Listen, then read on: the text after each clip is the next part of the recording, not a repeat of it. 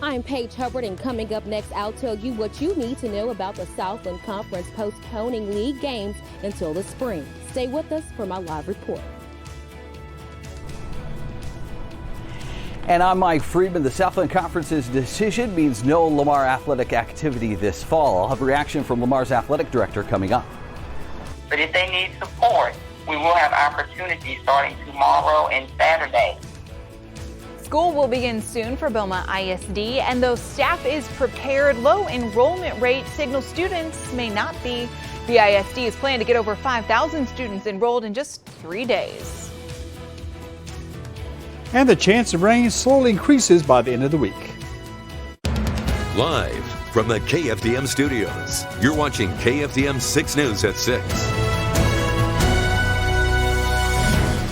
Good evening to you. I'm Tiffany Murphy. Greg Kerr will be with us in just a moment. We begin tonight with some developing news. The Southland Conference is postponing all fall sports until possibly the spring of 2021. That, of course, includes Lamar Athletics. KFDM Sports Director Mike Friedman has reaction from the Cardinals. But first, KFDM's Paige Hubbard shows us how we got to this point in what was a very difficult decision. She joins us live tonight from the LU campus with details. Paige? What are you doing? Yeah, Tiffany, a difficult decision indeed. The Southland includes 11 college football programs in Texas, Arkansas, and Louisiana. Among those, the Lamar Cardinals right here in Beaumont. Now, the SLC did allow member schools to compete in non-conference games for their fall semester schedules. Because of COVID-19, the Southland is postponing league competition in the sports of football, volleyball, women's soccer, and cross country until the spring.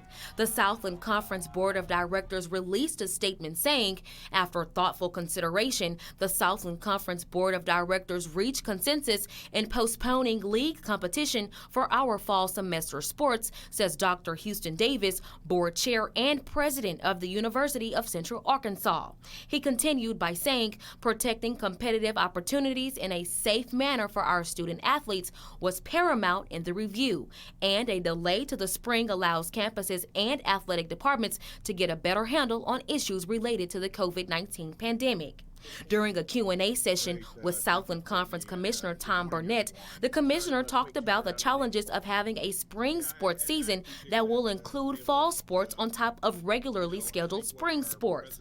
He says he's working with athletic directors to come up with the best solution possible. The commissioner adds these are unprecedented times, but he chooses to remain optimistic. Let's keep working together, staying safe, staying healthy, and we're going to beat this and get back to doing what we do.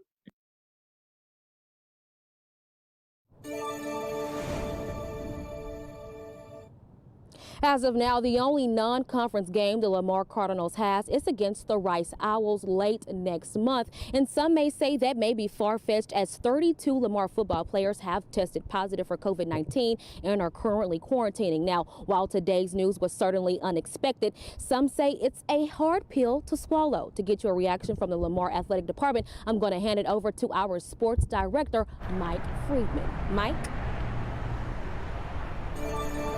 Thank you, Paige. Yeah, no athletic program, Lamar or not, wants to hear about their seasons being canceled. But the Southland Conference making that decision today, leaving Lamar with no activity this fall. Now imagine you're a new head coach and first time being a head coach, then a global pandemic wipes out your first season.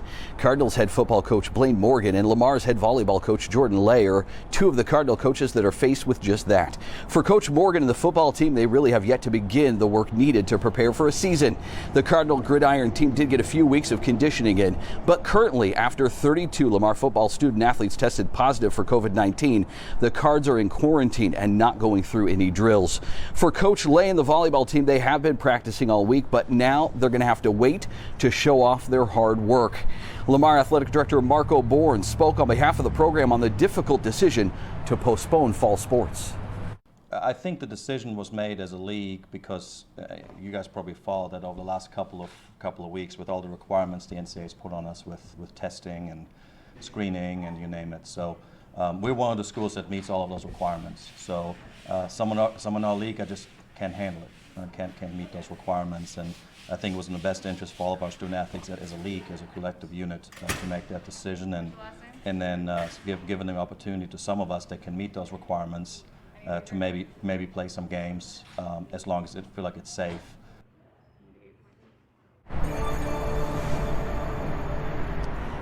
And as Marco stated, Lamar football does in fact have a non-conference game scheduled late next month at Rice. Coming up in just a bit in sports, we'll talk about the likelihood of the Cards actually playing that game. For now, Tiff, I'll send it back to you.